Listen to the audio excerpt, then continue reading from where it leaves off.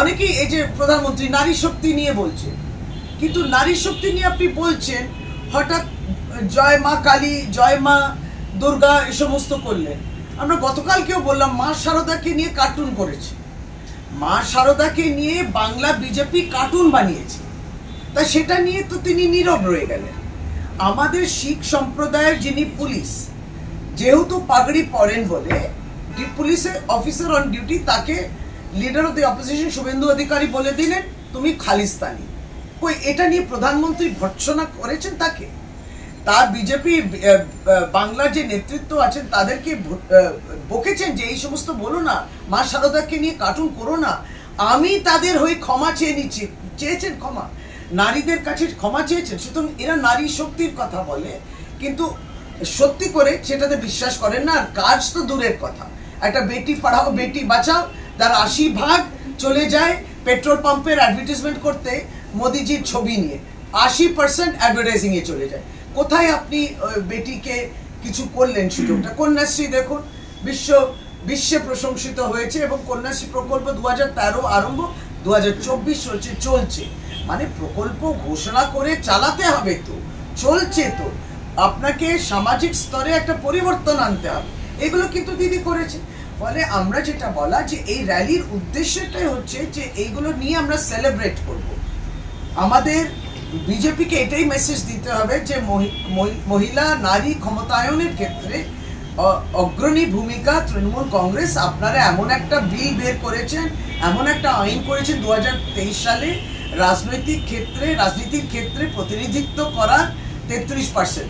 সে কবে তার বাস্তব রূপ আমরা দেখবো জানি না। 2024-এ তো হচ্ছে না, 2029-এও হবে না লোকসভা নির্বাচনে, আর 34-এ হবে কিনা জানি না। প্রথমে সেন্সাস হবে, দেশ গণনা হবে, ডিলিমিটেশন হবে, এত সব জটিলতা তারা তৈরি করেছে।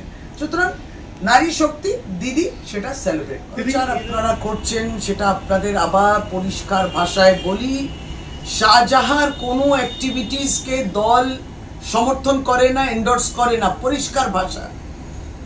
আমরা যেটা বলতে চেয়েছিলাম, এবং যার জন্য সুপ্রিম কোর্টে যেটা পরিষ্কার কথা, যে এটা তো হতে পারে না যে প্রত্যেকবার এই কোঅপারেটিভ ফেডারেলিজম নিয়ে যদি কথা বলেন, যে স্টেট ইনভেস্টিগেটিভ এজেন্সি সিআইডি কাজ করতে দেবেন না কেন, রাজ্য পুলিশকে কাজ করতে দেয়া হবে না কেন, সবসময় এটা সিবিআই হবে, ওটা ইডি হবে, এগুলো হবে কেন?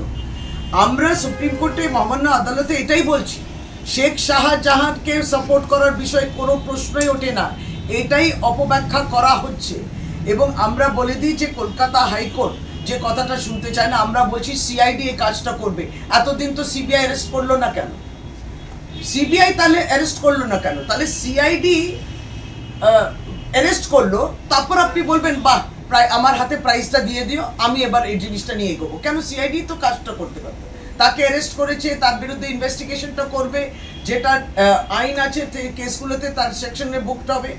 এই যে এটা উদ্দেশ্য প্রণোদিতভাবে, যেমন সেই সময় স্টে চেয়েছিল হাইকোর্টে সিবিআই, কেসটা এগোতেই দিল না, অভিষেক বন্দ্যোপাধ্যায় জিনিসটা দৃষ্টি আকর্ষণ করেছে, ধন্যবাদ তাকে, মহামান্য আদালতকেও ধন্যবাদ, যখন তারা বললেন যে না, যে কোনো ইনভেস্টিগেটিভ এজেন্সিও অ্যারেস্ট করতে পারে, কিংবা পশ্চিমবঙ্গ পুলিশও অ্যারেস্ট করতে পারে।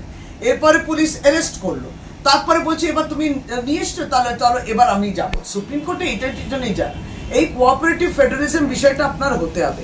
আপনি দেখবেন যে গতকালকেও ওয়েস্ট বেঙ্গল পুলিশ সিআইডি এর পক্ষ থেকে এই 2 পাতার প্রেস নোট বেরিয়েছে, এবং পরিষ্কার করে এই পুরো প্রেস নোট আপনারা দেখে নেবেন, এটা এক্স হ্যান্ডেলেও গেছে। এটা অত্যন্ত গুরুত্বপূর্ণ, এই যে এরকম কারিমালিপ্ত করার কোনো জায়গা নেই। এবং বিশেষভাবে এই 2 পাতার মধ্যে যে শেষ দিকে আমি আপনাদেরকে বলে দিই, শেষটা যেটা হচ্ছে এটা পরিষ্কার, দ্যাট হাইকোর্ট হ্যাজ ট্রান্সফার্ড, এর মধ্যে লেখা আছে 2 additional cases to CBI without any appeal।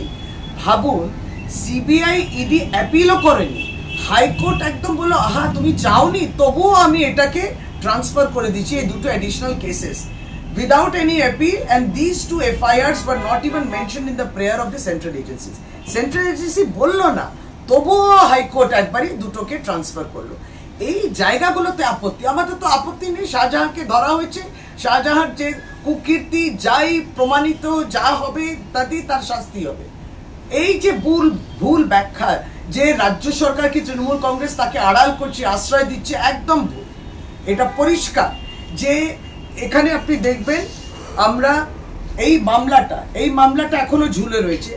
আপনি জানবেন যে এক সময় 2020-তে কয়েকটি রাজ্য একটি আপত্তি জানিয়েছিল, সেটা ছিল কনসেন্ট দেয়নি, তার মধ্যে পশ্চিমবাংলায়ও ছিল।